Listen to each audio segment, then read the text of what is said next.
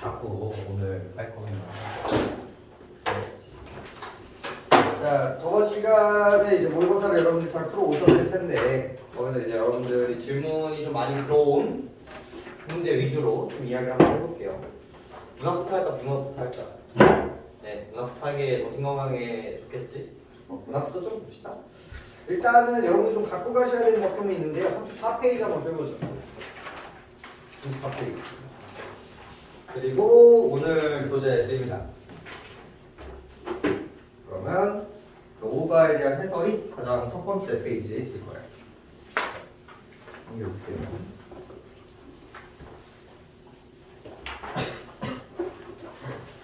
넘겨주세요.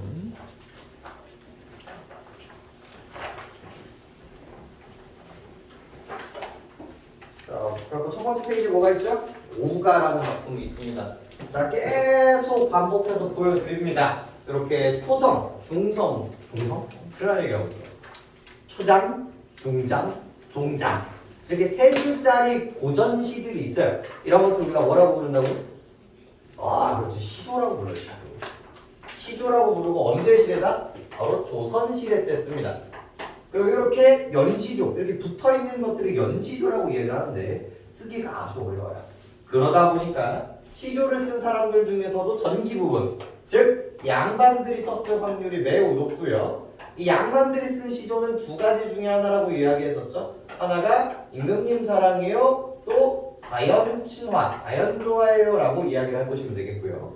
그리고 이 작품은 무슨 주제의식을 가지고 있는 작품입니까? 자연 좋아 라는 주제의식을 가지고 있는 부분들입니다.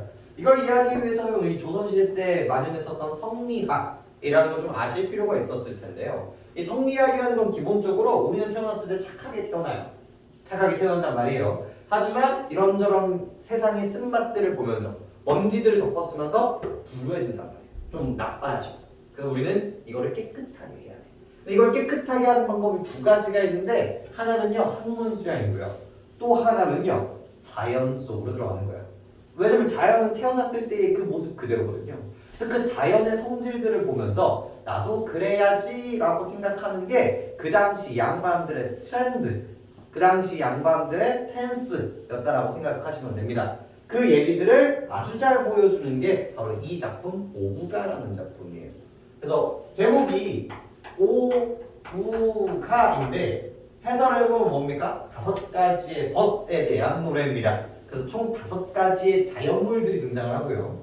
이 자연물들의 속성을 본받고 싶어하는 화자가 등장하고요. 그리고 정말 중요한 예찬적 태도를 여러분이 갖고 가셔야 돼요. 자, 들어가 보죠. 첫 번째, 내 버디 몇이나 하니 수석과 송죽이라. 이런 거 잘 읽을 줄 아셔야 돼요. 버디, 그 당시에는 이어받기를 하고 있었기 때문에 여기 있는 것들을 땡겨줄 필요가 있겠죠. 그래서 버디라는 식으로 해석을 하셔야겠죠. 내 친구가 몇이나 하니 수석과 송죽이라. 수석과 송죽이라라고 이야기를 하고 있죠. 여러분들 아무리 한자가 싫으셔도 자연을 나타내는 한자들은 외워주셔야 됩니다. 아 정말요? 물 숫자예요. 물 숫자. 돌 석자입니다. 돌 석자. 그리고 소나무 송자고요. 그리고 대나무 죽자입니다. 외워야 돼. 외워야 돼. 선생님 한자가 너무 모르겠어요가 아니라 외워야 된다. 아 진짜 다른 건 다 떠나서 시조에서 나오는 자연물들을 외우셔야 돼요. 얘네들 외우셔야 돼요. 얘네들이 내 친구래. 동산에 달 오르니 그 더욱 반갑겠구나. 그래서 플러스 달까지 등장하죠. 달 월까지입니다. 우리 감정 동그라미 치기로 약속했잖아요. 반갑습니다. 두어라 이 5밖에 또 더하여 뭐엇하리 뭐엇하리 이렇게 나오고 있죠? 해석하면 뭐겠습니까? 무엇하겠는가? 에요. 그래서 요 리 무엇하리라는 뉘앙스 주시면 돼요. 이 문장 구조를 외우세요. 두어라. 야, 냅둬. 야, 충분해. 야, 더 말할 필요 없어. 나 이 5밖에 또 더해서 내 친구 더 만들어서 못하겠어. 무슨 얘기요? 충분하다라는 뜻입니다. 무슨 법을 베이스로 하고 있어요? 의문형 어미를 가지고 있죠. 충분하다. 무슨 법이라고 해요? 무슨 법이야? 서리법? 그렇지. 서리법이라고 이야기합니다. 서리법. 그래서 나는 이 자연물 5개면 충분하다라고 이야기를 하고 있는 거죠. 그 다음에 구름빛이 좋다 하나 검기를 자로 한다. 자, 이런 거 이제 읽을 줄 알아야겠죠? 자로 한다 이런 거. 아래 한자죠? 아니면 으로 읽기로 했어요. 그래서 자로 한다 이런 식으로 이제 표현을 한단 말이에요. 선생님 이 자로 한다가 해석이 잘 안 돼요. 근데 우리는 이제 맥락적으로 알 수 있어요. 맥락적으로. 그 당시 양반들은요 뭘 좋아했을까? 이 자연물들의 무슨 속성 때문에 이런 것들을 좋아했을까? 무슨 속성 때문에? 무슨 속성 때문에? 불변과 뭐의 대칭을 보셔야 돼요? 가변성 때문에 요 자연을 좋아했다고 생각을 하시면 됩니다. 조선시대 때 제일 쓰레기 같은 새끼가 뭐야? 우리 임금님 버리고 변절하는 새끼. 지조와 절개가 없는 놈이 제일 쓰레기 극혐이었단 말이야. 그죠? 그렇기 때문에 자연물들은 근데 변해요 안 변해요? 안 변한다는 거죠. 즉 불변적인 가치가 굉장히 높았고요. 이 가변적인 이야기가 정말 싫어했단 말이에요. 근데 자연은 변하지 않는 거야. 자, 다시 한번 읽어볼게요. 구름빛이 좋다 하나 검기를 자주 해요. 이 구름이라는 존재는요 좋기는 한데 뭐예요? 가변성을 가지고 있대. 그러니까 이거 뭔가 바람소리 맑다고 하나 그칠 적이 한오매라. 자, 이것도 외우실 단어 중에 하나인데 자, 옛날에 하다라는 단어가 있고요. 또 하다라는 단어가 있었어요. 요 두 가지 단어가 있었습니다. 이것도 이제 읽을 때 하다라고 읽어요. 근데 이제 이게 오늘날에 이제 뭐를 읽으시면 되냐면 많다는 거예요. 네, 요게 오늘날의 부인이에요. 부인. 그래서 여기에서 이 한오메라라는 것들은요 많구나라고 이야기를 하시면 되겠고요. 이 구름과 그런 바람은 무슨 속성을 가지고 있는 거예요? 가변성을 가지고 있는 아이가 돼버리는 거예요. 대꾸법을 통해서 가변성을 가지고 있는 아이들을 반복해서 강조하고 있었죠. 그런데 좋고도 그칠 리 없기는 누구뿐이다? 물뿐인가 하노라 라고 이야기를 하고 있죠. 그래서 뭐가 만들어집니까? 불변. 이 속성에서 뭐가 등장해요? 물. 이렇게 등장하게 되는 거예요. 물. 자, 이것도 혹시나 해서 뭐 어려운 얘기는 아니지만 여러분 원수모화라는 게 있어요. 이게 뭐냐면 이 원순, 이 입술에서 나오는 발음들이 있거든요. 얘들이 미음, 비읍, 이 피읍이 뭐랑 만났을 때 으랑 만나는 애들이 있어요. 으랑 만나는 애들. 그래서 옛날에는 어떻게 썼냐면 물, 풀 이렇게 썼습니다. 풀 이렇게. 근데 요거를 슉 해보니까 어떻게 돼요? 물, 불, 풀로 되는 현상이 우리 현대국어로 오면서 변한 거예요. 여기서는 물이라고 이야기를 하지만 우리는 뭐다? 물뿐인가 하노라. 이렇게 읽을 수 있어야 됩니다. 지금 제가 얘기하는 것들은요 여러분들 전부 다 사용하셔야 되는 부분들이에요. 여러분 어차피 고등학교 내냈어. 이번 기회에 이 패턴이 너무 많아요. 어떻게 다 외우나요? 외우면 돼. 그럼 공부해서 고전만큼 쉬운 게 없어요. 얘네들 외우면 끝이잖아. 나중에 그럼 비문학 할래, 문학 할래 하면 뭐 할래? 수능장에서 뭘 더 맞출 수 있는 확률이 높을 것 같아? 문학이 훨씬 높아. 비문학은 못 두는 게 태반이에요 여러분들. 실제로 오답률 탑10이 뭐야? 비문학이야. 그러니까 문학은 공부해서 돼. 지금 이런 거 외우면 되잖아 그냥. 받아들여 그냥. 그다음에 고승. 이것도 정말 많이 나옵니다. 이거 진짜 많이 나와요. 이거 해석하면 곧은이고요. 이거 오늘날에 뭐가 됩니까? 꽃은이에요. 반드시 외우셔야 되는 단어입니다. 꽃은 무슨 일로 피어서 쉽게 지고 풀 또 나왔죠? 풀은 어리하여 푸르는 듯 누르라니. 여기는 꽃, 그 다음에 풀 전부 다 가변성을 가지고 있습니다. 아마도 변티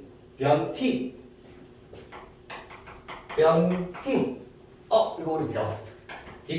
티귿이 이결의 모음과 만났을 때 뭐로 바뀝니까? 지읒, 치읒으로 바뀌는 구개음화를 알고 있어요. 그 당시에는 구경을 적용이 안 됐습니다. 얘를 뭐로 바꾸시면 됩니까? 변치. 그렇죠.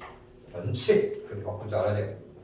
변치 아니소. 뭘 뿐인가 하노라? 바위 뿐인가 하노라. 여기 바위가 또 불변성에 대한 얘기입니다. 다음이죠. 더우면 꽃이 피고 추우면 잎이 지거늘 소라 너는 어찌 눈서리를 모르느냐 라고 이야기하죠. 자 여기서도 이제 포인트들이 몇 가지가 있는데 하나가 닙 볼까요? 닙 오늘날에 어떻게 읽으시면 됩니까 이거? 입으로 읽으시면 되는 겁니다. 그래서 이거를 뭐라고 부르게? 우리 대가리의 니은과 리을을 허용하지 않아요. 우리는 리운제 이렇게 안 하고요. 그래서 리발소 이렇게 안 한단 말이야. 왜? 니은과 리을을 앞대가리에 두는 걸 견디지 못해. 이걸 우리가 유식한 말로 뭐라고 부릅니까? 두음법. 훌륭해. 두음 법칙이라고 얘기한다는 거예요. 그래서 이것도 날려버리면 우리 입처럼 반이 되는 거겠죠. 그리고 너무 중요해요. 니은다 있죠? 소라 너는 어찌 눈소리를 모르는다 있죠 여기. 색깔 바꾸겠습니다. 요거는 이제 외워두시면요 여러분들 반드시 등급을 가르는 문제가 될 겁니다. 니은다. 아이들 다 들으면 딱 봤을 때 우리 무슨 형은 오늘날에는 뭐예요? 오늘날에는 무슨 형이에요? 나는 밥을 먹는 다 종결이란 말이에요. 종결형이에요. 종결형. 근데 여기 해석본 볼래요? 뭐라고 써 있어요? 너는 어찌 눈서리를 해석본 보면 어떻게 되니? 모르는 냐가 되고 있어요. 이거는 뭐야 이거는? 의문형입니다. 그러니까 공부를 안 하잖아. 공부를 안 하면 이건 누가 봐도 뭔데요? 이건 평서형이거든요. 평서문이래요. 근데 공부한 친구들한테 뭐로 보이게 되는 거예요? 의문형으로 보이게 된다고요. 그럼 맨날 나오는 문제가 뭐냐면요. 여기 이제 밑줄 친 다음에 뭐라고 얘기하는 거야? 니은 다니까 의문형임에도 불구하고 평서형으로 물어보게 된단 말이야. 그래서 물어보는 방식, 말을 건네는 방식 이런 얘기들이 등장할 수밖에 없는 거예요. 근데 니은단데? 아니네? 이러고 말해버린다는 거지. 이게 무조건 그런 건 아니고요. 앞에 주어가 뭐일 때? 2인칭일 때. 우리 2인칭이 뭐게? 1인칭은 뭐야? 나, 우리, 나를 갖고 있는 거. 2인칭은 너. 3인칭은 나와 너를 뺀 타인. 2인칭일 때 딱 볼게요. 앞에 뭐 있어요? 너. 앞에 뭐가 있어요? 너. 그러니까 여기서 있는 니은단은 뭐가 돼야 되는 거예요? 평서형이 아니라 의문형이 돼야 되는 게 정상입니다. 이거 수능 문법 파트에서도 나온 얘기예요. 문학에서도 이런 의문형 때문에 등장을 하고요. 물어보는 방식이라는 문법에서도 정말 많이 나오는 부분들이기 때문에 반드시 체크해 주셔야 돼요. 이런 부분들.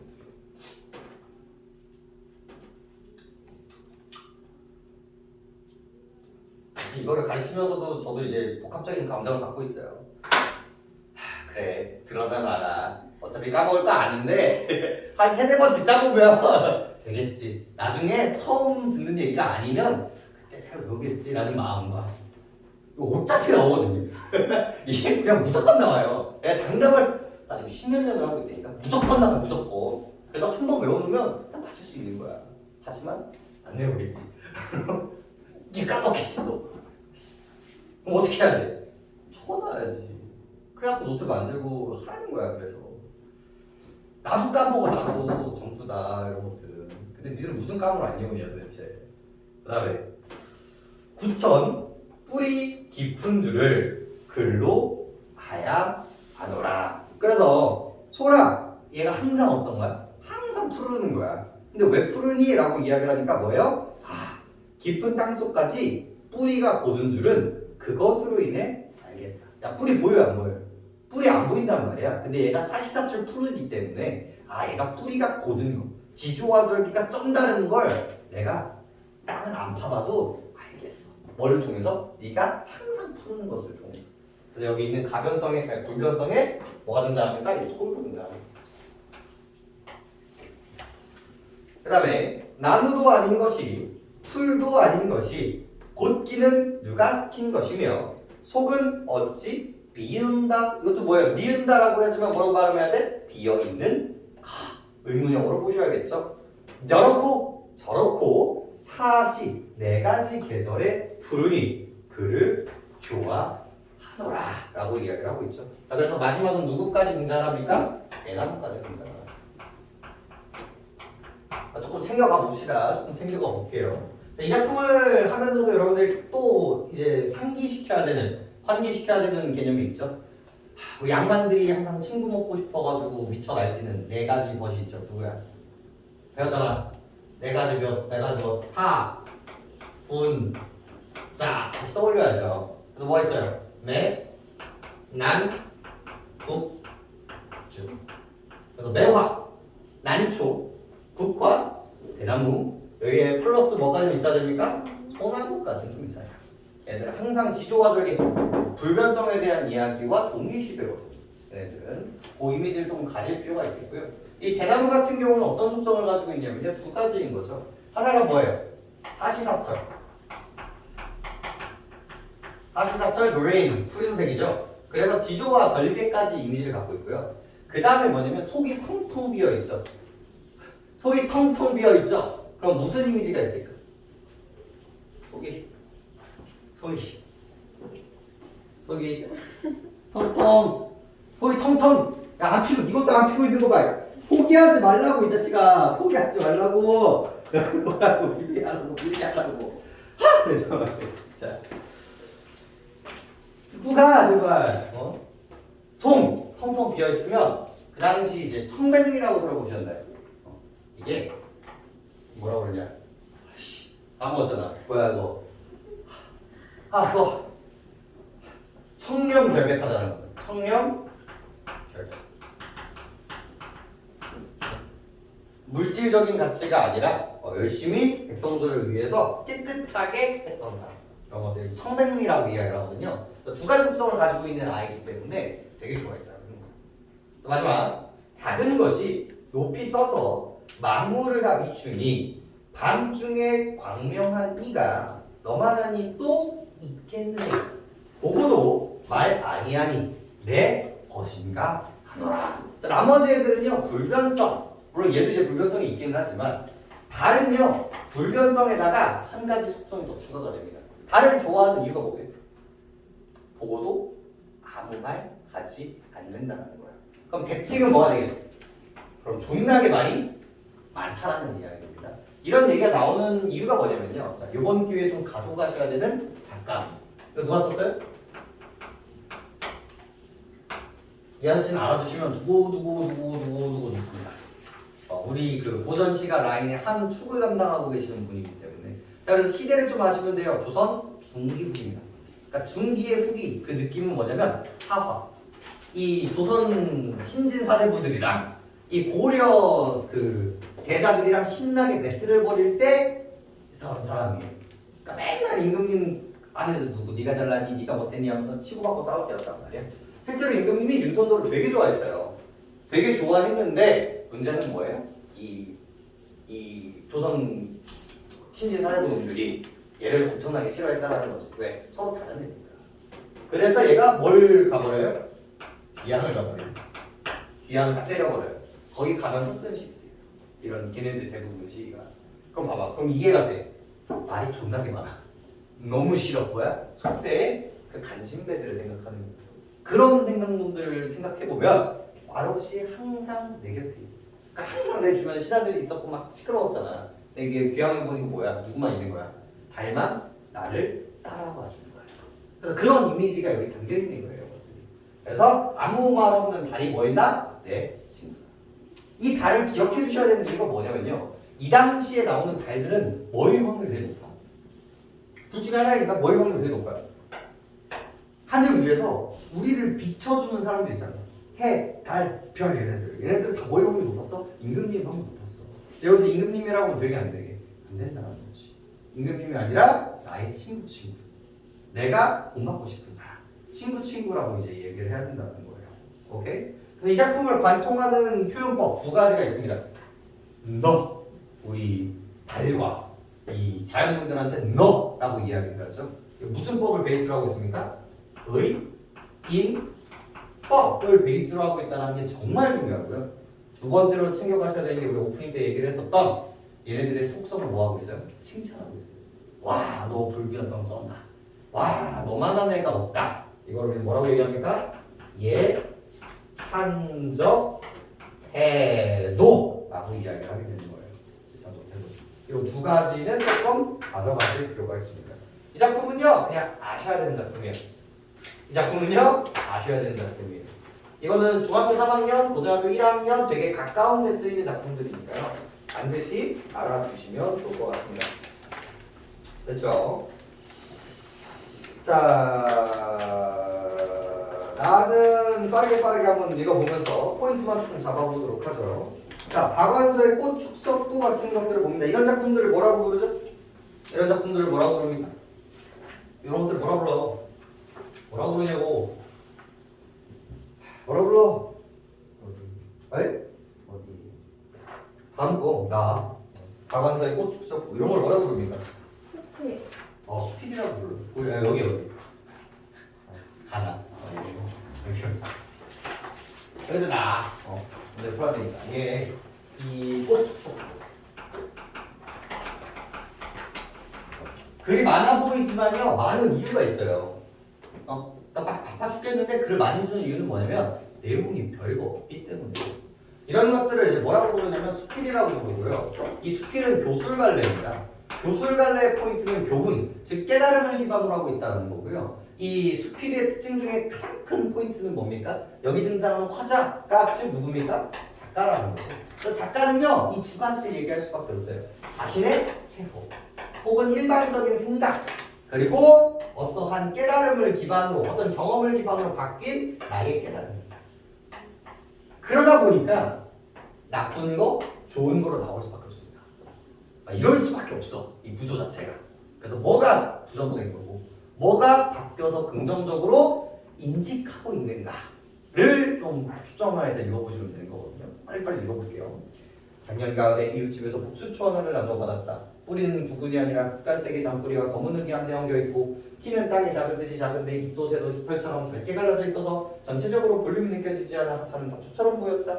그처럼 나는 복수초라는 화초를 사진으로 본 적은 있지만 실물로 본 적은 없었기 때문에 그게 과연 눈속에 핀다라는 복수초인도 잘 믿기지 않았다. 생각해서 나누어준 앞이라 당장 양지가 하는 곳에 심기는 했지만 가을이 깊어지니 워낙 시원치 않아 보이던 이파리들은 잠시 없어지고 나 역시 그게조차 기억조차 못하게 되었다! 까지. 자, 이 사람이 뭐에 얘기하고 있어요?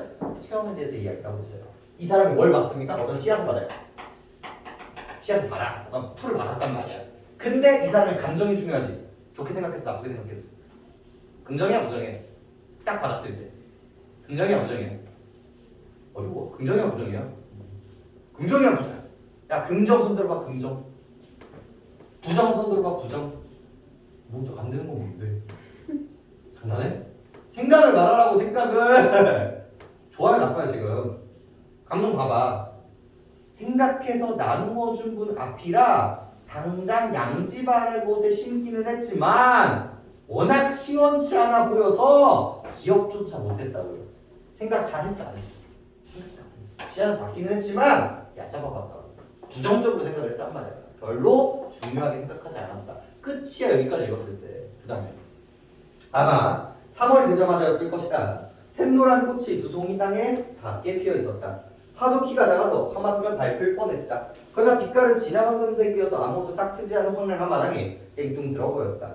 그리고 그것은 큰 눈이 왔고 아무리 눈 속에서 피는 꽃이라고 알려져 있어도 그 작은 키로 견디기에는 너무 많은 눈이었다. 나는 눈으로 눈의 무게를 이기지 못해 꺾인 듯 축 처진 소나무 가지를 바라보면서 그 샛노란 꽃의 속절없음을 생각하고 있었다. 대문 밖의 눈은 쳐주었지만 마당의 눈은 그대로 방치되어 있기 때문에 녹아 없어지는 데는 며칠이 걸렸다. 놀랍게도 제일 먼저 녹은 데가 복수초 언저리였고 그 작은 풀꽃의 머리카락 같은 뿌리가 땅속 어둠에서 따뜻한 지열을 길어 올렸기에 그 누터운 눈을 녹이고 더욱 샛노랗게 더욱 싱싱하게 해를 보고 있었다. 온종일 그렇게 피어 있다가 해질녘에는 타원형으로 오므라든다. 그래서 처음에는 부정적으로 보고 있다가 그 다음도 역시 뭐였어요? 부정이었어요. 왜? 죽었겠다. 죽었을 것이다. 그런데 뭐였어? 사랑입니다. 자, 이 사람이 하고 싶은 얘기는 뭘까? 이래 보였지만 사실 뭐였다? 이거였다. 좀 더 가볼까?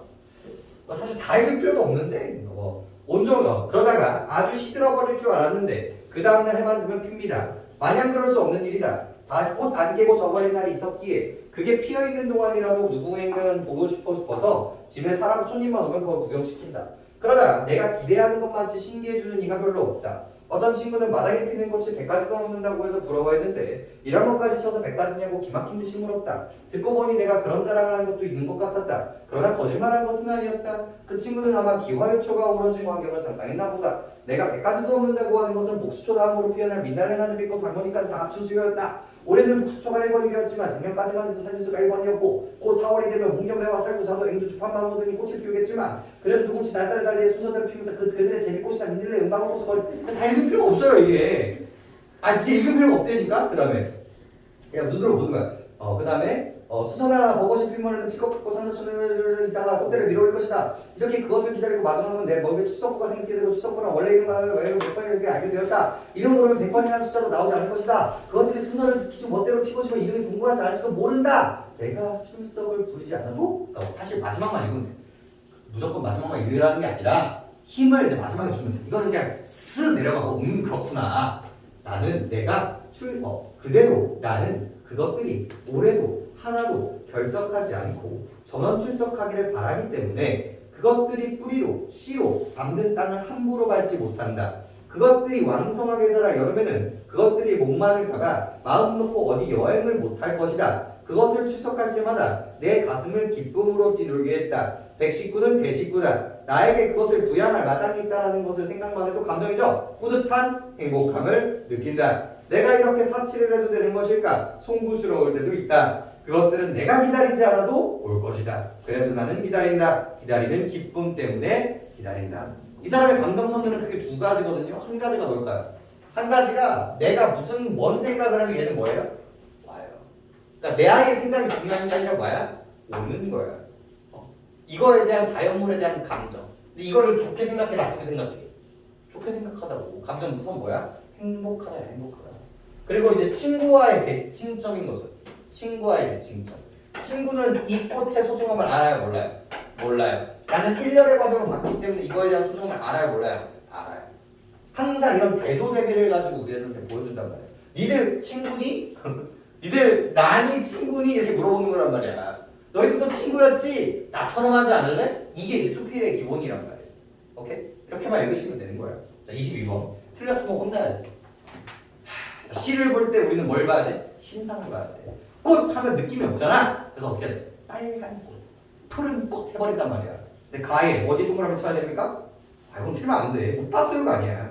오수에 푸르니, 이수에 검기, 이런 것들 동그라미 쳐야지. 22번, 야, 첫 번째 끝나. 첫 번째 뭐가 있어?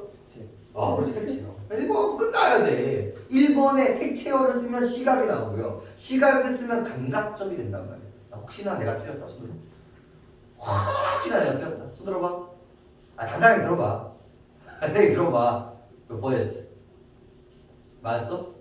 좀 맞았어. 맞았어? 이거 다 맞았어? 좋아요. 네, 다음 봅시다.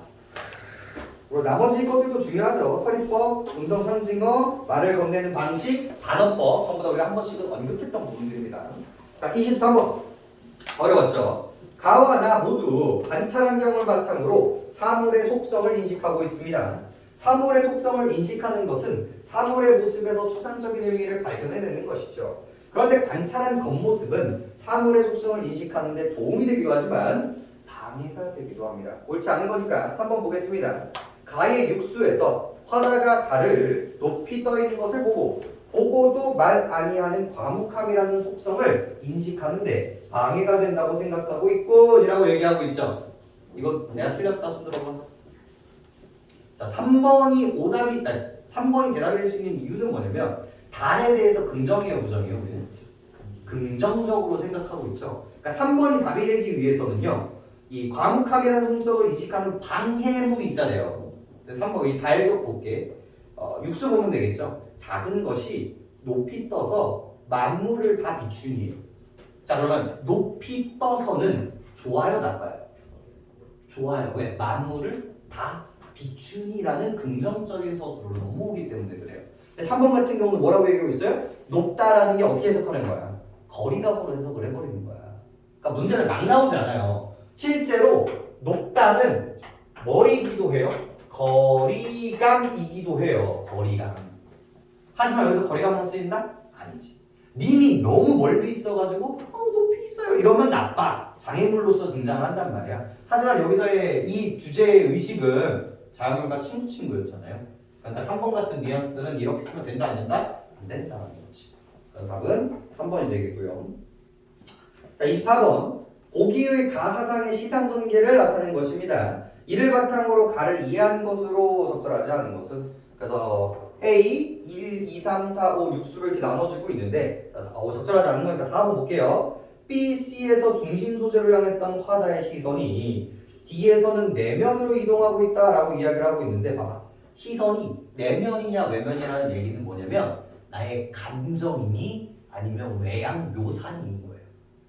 내면으로 향했다는 건 내 마음, 내 감정에 대한 이야기인 거고요. 외면으로 향했다는 건 그 대상의 속성 혹은 묘사 같은 거라고 생각하시면 돼요. 그러면 B, C에서 중심 소재로 향했던 시선 맞죠? 중심 소재들이죠. 이 B, C 우리 구름, 꽃, 그 다음에 솔, 그 다음에 대나무 같단 말이야. 그죠? 근데 D에서는 누구야? D에서도 뭐였어? D에서도 달이었단 말이에요. 달. 그러니까 마지막에 내면으로 이동하고 있다는 틀린 내용일 수밖에 없죠. 그리고 설사 선생님 보고도 말 아니하니 내 것인가 하노란 충분히 뭐로 볼 수 있어요? 충분히 내면으로 볼 수 있거든요. 근데 문제는 D 볼래요? C. 그러니까 4, 5수에 저렇게 사시에 푸르니 그를 좋아하노라. 뿌리 보둔 줄은 글로하여 아노라. 바위뿐인가 하노라. 이건 뭐예요 또? 네, 마음이라는 거죠. 그래서 엄밀히 말하면 이 작품은요 전부 다 모든 수가 뭐야? 처음에는 외면. 이 자연물에 대해서 포커싱을 갖다가 그 다음에 뭐예요? 내면. 나의 감정을 얘기하고 있죠. 그래서 선경, 후정이라는 이야기가 충분히 나올 수 있는 이야기예요. 잘 나오는 얘기는 아니지만 이 작품에서 그런 식으로 해석할 수 있다. 근데 이 문제 같은 경우는 뭐다? 앞에 있는 4개는 외면, 여기는 내면 이런 식으로 설명을 했기 때문에 틀렸다. 이렇게 얘기를 하면 되겠죠. 자, 이 문제에서 여러분 갖고 가셔야 되는 키워드는 뭡니까? 외면을 보는가? 내면을 보는가에 대한 이야기를 이렇게 이야기를 하는구나. 시선의 이동이라는 게. 25번은 안 해도 되겠죠. 기억은 나쁜 거예요. 그러니까 거리감. 니은은 좋은 거예요. 그러니까 친밀함이겠죠. 틀렸다 내가 손 들어봐. 몇 번 했어? 4번. 4번. 비애감은 뭘까요? 비애감. 그러니까 봐봐 이것도 단어의 문제. 4번. 말도 안 돼. 비애감에서요. 이 비애감이 뭐예요 이거? 슬픔이에요 슬픔. 존나 슬픈 거야. 가족이랑 헤어졌을 때 헤어진 연인이랑 헤어졌을 때 나라가 망했을 때 이때 나오는 감정이야. 나오면 돼 안 돼 여기서? 안 돼. 그 다음에 그 애상감 애상감 여기서의 애는요 사랑할 애자가 아닙니다. 슬플 애예요. 그래서 얘도 슬픔이에요. 그래서 슬픔이에요 얘가. 그래서 슬픔이니까 찍는 게 말도 안 돼. 아저씨는 몇 번 했어? 5번. 자괴감. 자괴감. 이거 스스로 자체입니다. 괴로울 괴짜예요. 스스로 괴로움에 빠지는 걸 자괴감이라고 해요. 이거 윤동주 씨에서 보시면 됩니다. 나는 왜 이렇게 쓰레기처럼 살까? 이게 뭐라고 하는 거예요? 자괴감이라고 하는 거라고요. 지금 돼? 안 돼? 안 돼. 막 찍지 마. 감정선은요 여러분들이 못 넘기잖아요. 그럼 무조건 찾아보셔야 돼요. 느낌 말고 정확한 뉘앙스. 그것만 할 줄 알아도 문학은 쉬워져. 여러분들이 생각하는 그 감정이 그 감정이 아니야.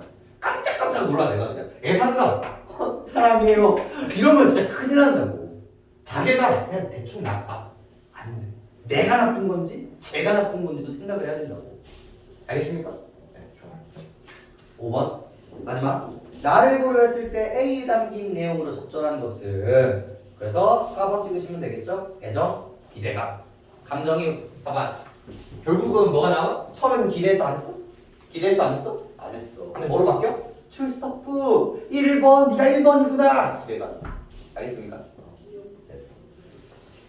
좋아요. 그래서 이 5가 문제도 쭉 풀어보시는 게 이제 이번 주 과제가 되겠고요. 자, 고전소설로 넘어가 봅시다.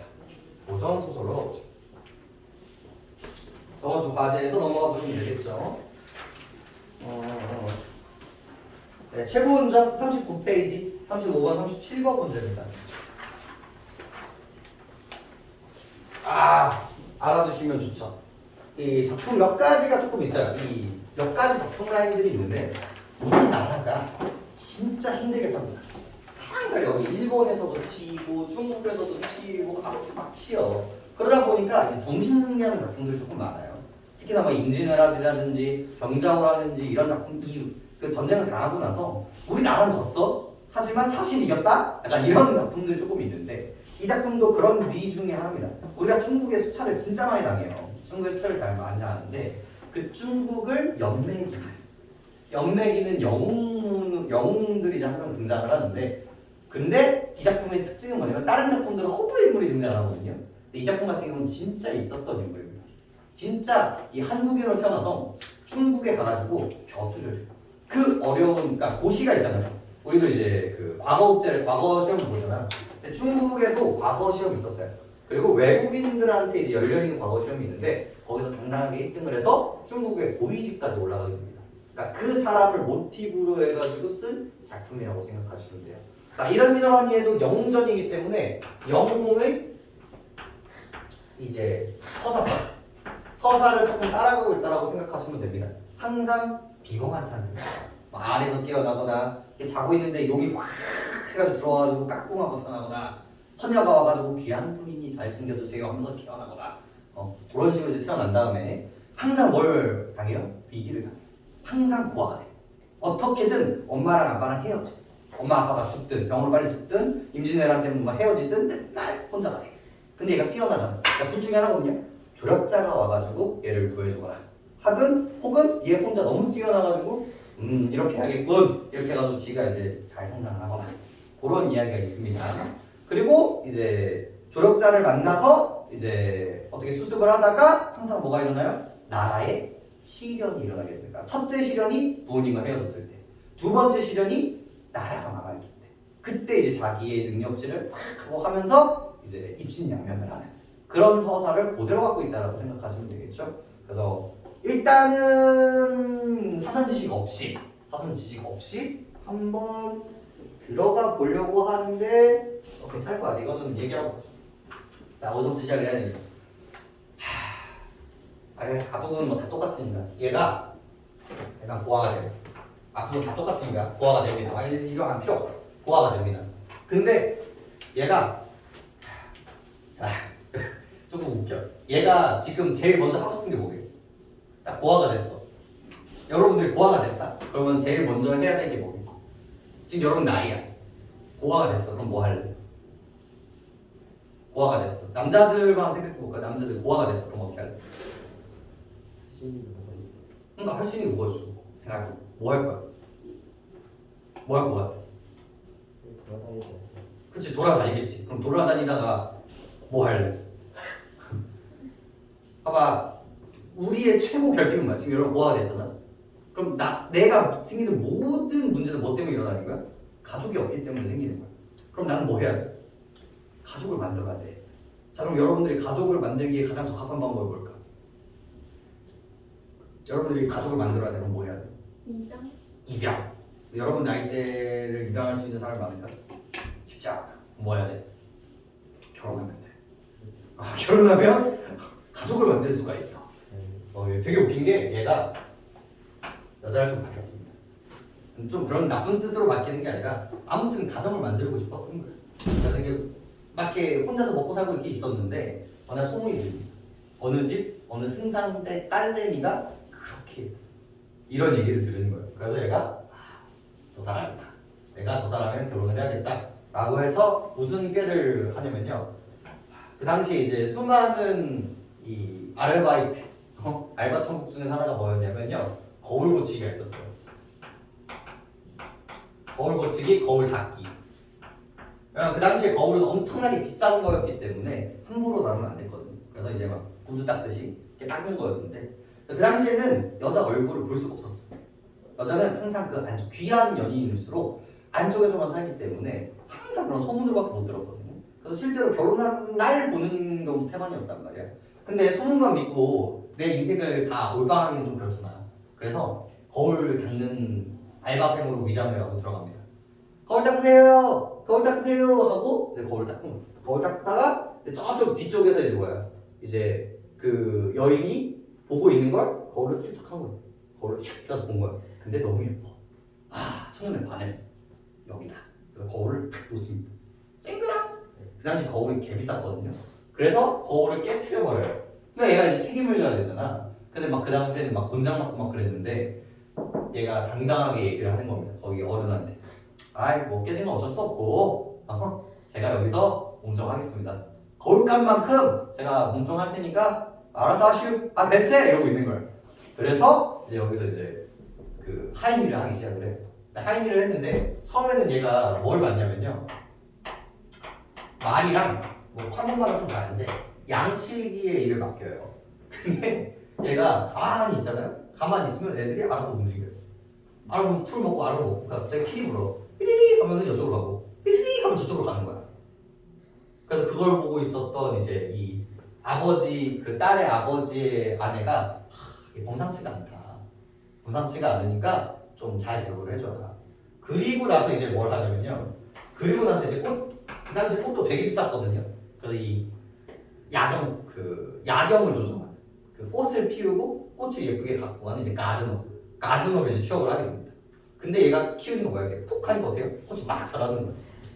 아주 너무 예쁜 거야. 100가지 송이가. 그러다가 이제 기회가 옵니다. 너무 예쁘니까 그 여자도 한번 놀러 오고 싶은 거예요. 근데 얘가 항상 있으니까 올 수 있어요? 없어요? 없는 거예요. 그래서 이제 꾀를 내가지고 그 상사한테 가서 얘기를 합니다. 저 이게 한 1년쯤 됐는데 엄마 아빠가 좀 보고 싶어가지고 저 잠깐만 내려갔다 오겠습니다 하고 거짓말로 갔다 오는 거예요. 그리고 이제 꽃 속에서 숨어요. 그러니까 이제 이 딸내미가 와가지고 꽃이 너무 예쁘다 그러고 있는 거야. 그러더니 이제 꽃 속에서 이제 꽃에서 그냥 항상 똑같아 씬이. 그래서 꽃이 너무 예쁘잖아. 그럼 얘가 해야 되는 거 뭔가 경치가 아름다워. 그럼 이제 주인공들이 해야 되는 건 뭐예요? 뭐야 뻔해. 경치가 존나 예뻐. 그럼 뭐 해야 돼? 시를 써야 돼. 시를 써야 돼. 꽃이 너무 예쁘다. 근데 이제 꽃 속에서 숨어있던 얘가 뭐라고 하게? 꽃보다 네가 더 예뻐. 이래 버리는 거예요. 근데 그 당시에 시를 주고받는 건 누구만 할 수 있었게? 남녀간의 정인만 할 수 있었던 거예요. 그러니까 아직 사귀지도 않는데 손잡은 거야. 그래서 깜짝 놀란 거지. 그래서 어머나 하면서 이제 떠나는 거지. 근데 그때 이제 이런 러브 스토리가 이제 지어지고 있을 때 이제 중국에서 한국한테 쳐들어오고 싶은데 명분이 없어. 명분이 없단 말이야. 그래서 시비거리를 만들어야 된단 말이에요. 그래서 곰곰이 생각하다가 한국한테 문제를 하나 냅니다. 야, 내가 꿈에서 뭘 받았는데 이거를 못 밝히면 니들이 우리를 죽인대. 니들이 이거 못 밝히잖아? 미안한데 좀 침범 좀 할게. 이러고 보내는 거예요. 뭘 보내냐면 상자에다가 돌 상자에다가 이렇게 마감지를 가한 다음에 보내요. 그래놓고 여기 안에 뭐 있게 물어보는 거예요. 뭐가 있었게? 혹시 아는 사람 있어요 이제 하고? 계란. 그렇지 계란이. 이거 있었잖아. 계란이 있었던 거야. 근데 알아 몰라? 모른다는 거지. 그래서 수많은 사람들이 막 이렇게 고민을 하고 있었는데 뭐 어때? 할 수가 없는 거지. 그래서 빌빌대고 있었는데 근데 얘는 높은 시간이었으니까 아빠가 힘들어하고 있었단 말이야. 그래서 그 얘기가 내 딸내미한테까지 갑니다. 그러니까 딸내미도 그진 걱정하면서 한숨 푹 쉬고 있었어요. 근데 그러다가 이제 누가 등장합니까? 얘가 등장하는 거죠. 남주인공이 와가지고 혹시 아십니까? 이 거울 속에 비친 내가 네, 그 남자가 당신의 아버지의 그 고통을 풀어줄지 이런 얘기를 이제 하기 시작을 하는 거죠. 그래서 처음엔 믿어 안 믿어? 아빠는 안 믿는 거야. 근데 희한하게 근데 여러분들 모든 서사는요 이 남자친구가 뭐라고 생각하시면 됩니까? 사은우 강동원이라고 생각하시면 다 풀립니다. 잘생기면 돼요. 얘를 여자가 전적으로 믿고 있는 거야. 뭔가 느낌이 남들이랑 다르다라는 거지. 그래서 얘가 아빠를 설득을 해. 갖고 얘랑 이제 장인어른이랑 얘랑 이제 다이다이를 합니다. 너 진짜 아니야? 갑니다. 아 그래? 그럼 네가 이걸 해주면 뭐든지 다 들어줄게. 이래 버리는 거야. 근데 얘가 처음에는 해요 안 해요? 안 해. 튕겨 처음에. 튕겨. 그러다가 이제 여러 번 막 이렇게 좋은 말을 막 이렇게 하다가 결국 얘가 얘기를 합니다. 뭐죠? 자녀를 딸내미 주십시오 그러는 거예요. 말이 안 되지. 어떻게 귀한 딸을 아무것도 없는 놈한테 줘. 근데 이제 결국 얘가 설득을 해가지고 결혼을 해. 결혼을 하면 내가 알려주겠다. 그래서 결혼을 했고 되게 웃겨요. 또 결혼을 했고 첫날 밤을 지낸단 말이에요. 그래서 이제 아내가 제발 빨리 좀 알려주세요 막 그러는데 어허 가만히 계십시오 그러면서 이제 같이 첫날밤에 자는 거야.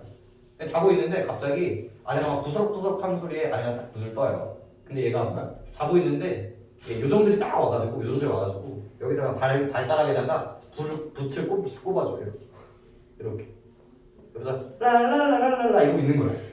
그랬더니 갑자기 촥 피더니 발가락으로 휙 써요. 그게 시야. 그래서 그 다음날 일어나서 요 발가락으로 쓰는 요 시를 촉촉 해가지고 드리는 거죠. 근데 여기 뭐라고 써있게? 뭐라고 써있게?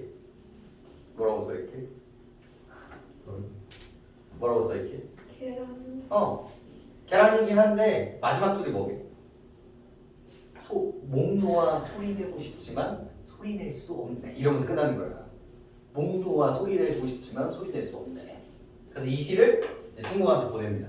근데 중국이 딱 보니까 어때? 하하 틀렸네. 앞부분 좀 맞는 것 같은데 하하 뭐야? 계란이 어떻게 소리를 내? 니들 다 뒤졌다. 그러면서 이거 오픈하는데 뭐예요? 삐약삐약 이러고 있는 거야. 충격 막 이러는 거지. 그러면서 이제 신하들이 이 새끼는 가만히 두면 안 된다. 얘 잡아가지고 조쳐야 후환이 없다. 그래서 그 다음에 이제 2부가 뭐로 넘어가는 거예요? 이제 중국으로 데리고 와가지고 이제 시험을 치게 됩니다. 그래서 뭐 퀴즈쇼, 그 다음에 이제 도전 골든벨, 그 다음에 그거 출발 드림팀 이런 거를 막 다 해가지고 이제 그다음에 뭐 세상에 이런 일이 찍어요 진짜로. 막 독을 막 붓는데 안 죽어. 그다음에 사람들이 창으로 찌르는데 안 죽는단 말이야. 진짜 그렇게 해가지고 나중에 이제 환자까지 오는 거죠. 그래서 제가 깝쳐서 죄송합니다 이렇게 하면서 이제 해피엔딩으로 가는 게 이 작품이야. 이 작품. 요 서사를 가지고 이제 좀 읽어보시면 되는데 한번 봅시다. 근데 요 서사들이 되게 반복돼요. 가보죠. 자, 중국 황제가 크게 화를 내어 신라를 침공하여 계란을 솜으로 여러 번 싸서 보람을 넣고 황초에 불을 녹여 그 안을 채워서 흔들리지 않게 하고 또 구리새를 녹여 함에 부어 열어보지 못하게 하여 봉서와 함께 신라에 보냈습니다. 봉서의 내용인즉 너희 나라가 만약 이 암 속의 물건을 알아내어 바치지 못하면 너희 나라를 도산에 없애버리겠다 하였더라. 개국 사신이 조서를 받들어 신라에 도착하니 신라 왕이 몸서 사신을 맞이하고 조서를 읽어보고는 즉시 나라의 선비들을 불러 모아 말하기를 너희 유생 중에 이 함 속에 있는 물건을 알아내어 시를 짓는 사람은 장차 관직을 높여 땅을 나눠줄 것이다. 하지만 알아 몰라? 모른다. 이때 아이도 왕이 내린 명령을 들었다. 또 나승상 딸 아이가 아름답고 재예가 뛰어나며 게다가 절개가 있다라는 소문을 들은 터라 떨어진 옷으로 갈아입고 거울을 수선하는 장사로 사칭하고 서울로 들어갔다. 그리고는 승상댁 문 앞에 이르러 거울 수선하라는 말을 여러 차례 외쳤고 이에 나승상의 딸이 그 소리를 듣고 낡은 거울을 유모에게 보내주었고 유모에 따라 외문 밖에를 거울을 깨트렸음이라고 뭐야 나와요? 이미 거울을 깨졌으니 발을 불러 무엇하겠습니까? 라고 얘기를 하고 있죠. 자 봐봐. 거울에 네모쳐져 있죠. 거울에 네모쳐져 있단 말이에요. 벌써 알아. 이 서사가 여기뿐만이겠어. 결국은 여러분들 아주 유구한 장르예요. 우리 인간의 모든 서사들은요 도의 및 거래서 시작해요. 잘 생각해봐. 우리 신경도 보니까 성경도 오프닝인데 뭐 나오냐? 성경도 우리 인간의 시작점은 뭐에서 시작해? 도의 및 거래에서 시작해. 아담과 하와에서 시작하는 거다. 우리 하나님 만들고 난 다음에 남자와 여자가 만나면서 시작해요. 모든 서사가 그래. 여러분 트로이 알아요? 트로이의 목마. 그 한 나라가 멸망할 정도의 큰 전투가 벌어졌던 그 이유가 뭐게? 여자가 예뻐서야. 여러분들 잘 생각해 보면요, 모든 일어나는 일들의 대부분은요 남자와 여자의 사랑 때문에 일어나요. 봐봐, 모든 것들에 다 돈도 없고, 그다음에 뭐도 없고, 음식도 없고, 다 없어졌다고 생각해봐. 그럼 우리 몸 또한 딱 2개밖에 없잖아. 그럼 남는 건 뭐밖에 없어? 남과 여자밖에 없는 거야. 이 감정의 시작점들은요 대부분 여기서 시작돼요. 이게 되게 웃기게도. 그럼 봐봐, 그럼 이 거울은 무슨 역할을 하게? 남자와 여자를 뭐하게 만드는 거예요? 만나게 하는 매개체예요. 만나게 하는 매개체라. 우리 저번에 최척전 기억나요? 최척전? 저번 시간 우리 교과서로 하면서 최척전 했던 거 기억나니? 그거 베트남 갔다가 일본 갔다가 헤어져가지고 다시 만나는 그 얘기. 그 얘기가 결국은 뭐였어? 시와 피리 소리를 가지고 다시 만나게 된단 말이야. 그럼 이 거울도 어떤 소재가 되겠어요? 이 남자와 여자를 다시 만나게 하는 소재로서 등장할 수밖에 없다는 거죠. 이 첫 번째 거울은 무슨 역할을 해? 이 남자가 이 여자를 확인하고 만나게 하는 계기가 되는 거겠죠. 안 보고도 알아야 되지. 이런 것들. 그 다음에 디귿부터 볼게요. 그래서 뭐 거울이 깨졌으니 발을 굴러 무엇하겠습니까? 너는 이름이 무엇이며 어디에 살고 있느냐? 거울을 고치다 깨뜨렸으니 뭐라고 불러다? 파경노. 거울을 깨뜨린 노예라고 불러주세요 라고 했죠. 그러니까 말을 하니까 어때요? 말을 하니까 디귿 어때? 갑자기 물을 담으면 사방에 쏟아놓고 씨를 읊으며 서기동자 수명이 어디서 왔는지 말을 먹이고 혹은 채찍으로 훈련시키더라 이렇게 나오는 거죠. 이 디귿 부분을 우리는 뭐라고 정리할 수 있어요? 디귿을 뭐라고 얘기할 수 있습니까? 이제 알아야지. 고전소설이니까. 현대소설에서 이러면 말이 안 되지. 고전소설에서 이런 건 당연하죠. 왜? 기이성, 전기성, 그리고 이 주인공의 비범한 능력, 이런 식의 사고를 하실 줄 알아야 되고요. 그리고 옆에 있었던 이제 승상 부인이 뭐라고 합니까? 파경노는 생김새가 기이하고 말 같은 또한 기이하니 필시 비범한 사람입니다. 선한 일을 맡게 하지 마옵소서라고 이야기를 하죠. 그러고 나니까 동산에 이제 꽃을 심게 합니다. 그러니까 처음에는 뭘 하고 있다가 말을 하고 있다가 뭐로 바뀌었어요? 꽃으로 바뀌었죠. 그리고 제가 항상 뭐에 민감하라고 했어? 변화에 민감해야 돼. 말하다가 꽃으로 바뀌었죠? 근데 꽃으로 바뀌었었던 이유가 뭐예요? 비범한 능력이고 플러스 부인이 알아봐줬기 때문이었죠. 이런 식의 이제 글감을 읽어주시면 되겠고요. 그럼 결국 또 뭐 했어? 또 어떻게 결과가 어떻게 되겠어? 예뻐졌다. 이렇게 하면서 끝이 나겠죠. 중략 볼까요? 승상은 시를 지으라는 임금의 명을 받고 시름에 빠집니다. 파경노의 비범함을 알아차린 딸의 권유로 승상이 파경노에게 시를 짓는 일을 명하자 파경노는 자신을 사위로 삼는다면 시를 짓겠다고 말합니다. 파경노가 노비라는 이유로 혼인을 반대하던 승상은 딸이 설득하여 결국 파경노를 사위로 맡게 되죠. 다음날 아침 승상이 사람을 시켜 시짓는 모습을 엿보라 하였다. 이때 파경노가 자기 이름을 지어 치원이라고 하고 자를 고운이라고 하더라. 승상의 딸이 옆에 앉아서 시집기를 재촉하니 치원이 말하기를 시는 내일 중으로 지을 것이니 너무 재촉하지 마옵소서. 그리고 진짜 그 밤에 뭐예요? 기이성, 전기성을 가지고 비범한 능력을 가지고 시를 쓰게 되는 거죠. 그죠? 자, 시가 어때요? 둥글고 둥근 함 속의 물건은 반은 희고 반은 노란데 계란. 밤마다 때려라 울려고 하지만 뜻만 머금을 뿐 도하지 못한다라고 얘기를 하고 있죠. 그래서 딱 보니까 뭐예요? 뿅아리였죠. 뿅아리를 보니까 정말 천하의 기재로구나라고 이야기를 합니다. 그래서 뒤쪽이 이제 2부로 이제 시작하게 된다는 거죠. 가봅시다. 문제로 한번 가보죠.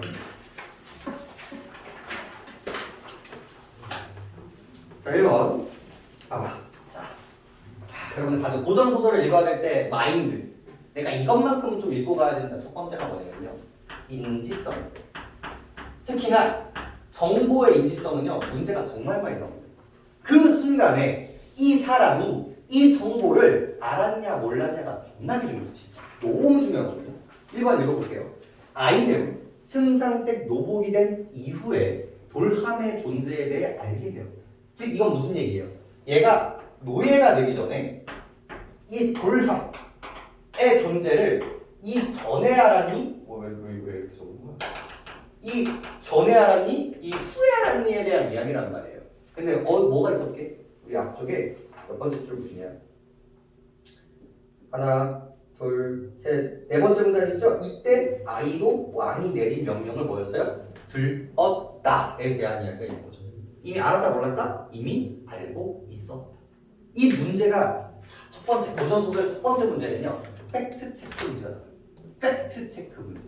이 사람이 이 공간에 있었니? 이 행동을 했니? 여기로 움직였니? 이런 팩트 체크 치사하고 치졸한 문제가 한 문제씩은 꼭 나오거든요. 왜냐면 현대소설과는 다르게 그냥 읽기만 해도 여러분들이 읽으면서 정보만 습득할 줄 알아도 한 문제를 주겠다라는 얘기예요. 근데 속도에 쫓기다 보니까 제일 어려운 문제가 돼요. 이게 웃기게도 다 읽어야 되니까. 근데 다 할 수는 없지만 그래도 여러분들 몇 가지는 조금 우선순위를 잡고 있어야 되는 게 그 첫 번째가 뭐예요? 정보의 인지성. 그러니까 알았다 몰랐다는 문제가 뭐야? 출제 가능성이 매우 높다. 그래서 이거 1번 찍고 넘어갈 줄 알아야 여러분들이 수능에서 1등급을 받을 수 있어요. 3번, 2번, 3번, 4번, 5번 찾고 있잖아요? 그럼 5%. 다 5% 80분 안에. 이건 이제 선택받은 자들만 다 풀 수 있거든요. 여러분들 그게 쉽지가 않아요. 하지만 우리는 포인트를 알고 있으면 1번 찍고 안 풀어도 된다. 하필 6번 윗글의 거울에 대해 설명으로 가장 적절한 것은 결국 뭡니까? 이 거울 왜 썼어? 거울 왜 썼다? 여자를 만나기 위해서였잖아요. 그거랑 똑같은 거 찾으시면 몇 번입니까? 3번. 자, 30번 볼게요. 최고운전은 시집기를 통해 주인공이 국가와 당면한 문제 상황과 해결되는 구조로 서사가 전개되고 있죠. 이 작품은 뛰어난 능력을 가지고 있으나 신분적 한계로 인해 자신의 능력을 제대로 펼치지 못했던 실존인물 최치원의 삶을 바탕으로 창작되었습니다. 최치원의 삶이 주인공에 투영되어 형상화되는 과정에서 그의 비범함이 극적으로 부각되며 이는 주로 시집기를 통해서 발휘되게 됩니다. 자, 1번 기억에서 시집기는 중국 황제가 신라를 문제 상황에 빠뜨리기 위해서 내는 불합리한 요구로군. 너 이거 안 하면 쳐들어갈게. 불합리하죠. 2번 니은에서 시집기는 국가적 문제를 해결할 수 있는 인재가 없는 신라의 상황을 보여주는 건 당연히 안 되겠죠. 3번 당연히 괜찮죠. 풀 수 있는 사람이 없으니까요. 3번 디귿에서 시집기는 초월적 요소와 결합하여 인물의 비범함을 드러내겠군. 디귿이 이제 이 사람의 능력치에 대한 이야기들을 보여주고 있는 거고요. 4번 리을에서 시집기는 신분적 한계로 인한 울분을 직접적으로 토로하는 수단이겠군. 자, 포인트가 뭐예요? 여러분 이거 답이 될 수도 있었거든요. 답이 될 수도 있었어요. 이 작품에서요, 이 주인공의 시집기는요, 의도가 뭐예요? 이 사람이 신라에서 왜 중국까지 갔겠어? 이 뛰어난 능력치를 가지고 있는 사람이 왜 중국까지 가서 시험을 받겠어요? 그 당시에는 뭐가 있었어? 골품제도가 있었어. 성골, 진골이 나눠져 있었단 말이야. 근데 성골이 아니면 위로 올라갈 수 있다 없다? 아무리 내가 뛰어나도 저 새끼 미치는 거야. 그래서 딱 쳐주고 그런 거야. 내가 무슨 얘기를 해도 말을 안 들어주는 거야. 이 신분도 낮은 새끼가 이런단 말이야. 그래서 그게 딱 쳐가지고 쓰는 소설이 이런 것들인데, 이런 소설들인데, 이 시집기는 결국 그럼 뭐예요? 이 사람의 분출구인 거야. 나의 능력을 뭐 할 수 있는 수단인 거야? 발휘하고 내가 니들보다 더 뛰어나다라는 걸 보여주는 수단이란 말이에요. 그렇다 보니까 이 작품에서의 시집기는요, 자기의 억눌렸던 것들을 표출할 수 있는 수단이 맞아요. 근데 여기서 포인트가 된다는 건 뭐예요? 직접적으로 토로하는 수단이 존나 잘못됐죠. 지금 이 시는 어떻게 보여주고 있는 거야? 간접적으로 보여주는 거야. 내면에 깔려 있는 거지. 이 작품에서 이 시가 나 존나 빡쳐. 나 지금 너무 화가 나. 이걸 보여주는 수단이었어? 아니지. 오히려 자기의 뭘 보여주는 거야? 표면적으로는 능력을 보여주는 수단이라고 보셔야겠죠. 직접적으로 이거 빡쳐를 보여준다? 말이 안 된다. 답은 몇 번이었다? 4번. 문제를 내는 파인트가 알겠어요? 내면 외면을 가지고 장난친단 말이야. 표면적인 얘기를 하고 있는데 내면이지. 내면적인 이야기를 하고 있는데 표면적이지. 이러고 있단 말이야. 그래서 표면적인 얘기를 했었어야 되는데 능력을 보여준다 라고 했었어야 되는데 내면적인 얘기를 하고 있었으니까 틀렸다고 보시면 되겠습니다. 자, 그래서 여러분 이번 주 드린 프린트 보시면요, 5가 프린트 있고요. 그 다음에 최고운전 프린트가 있습니다. 그래서 제발 읽어. 작은 글씨 읽고 뒤쪽도 읽는 거예요. 이제 후반부 이 뒤쪽 중국 가서도 어떻게 되는지에 대한 이야기가 있으니까 한 번쯤 읽어보세요. 그럼 여러분은 더 이상 최고운전에 대해서 공부하지 않아도 돼버리는 거예요. 그럼 여러분 작품이 되는 거예요. 근데 흘러버리면 또 공부한다. 그 작품 이제 거울밖에 기억이 안 나는 거예요. 내가 짹짹했던 것밖에 기억이 안 나요. 여러분들 병아리 짹짹했던 것밖에. 그런 의미가 없으니까 잘 읽고 기억해. 하셨다가 기억하는 거죠.